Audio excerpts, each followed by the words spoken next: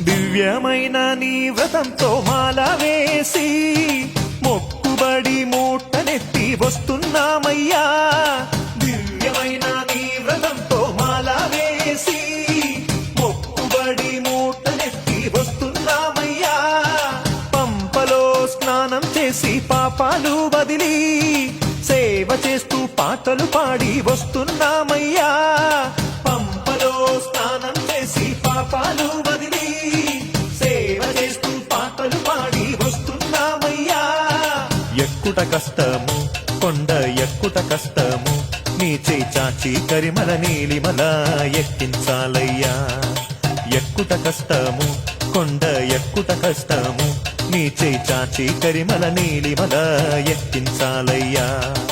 అయ్యా దర్శనం స్వామి అయ్యా దర్శనం బంగారు కొండపై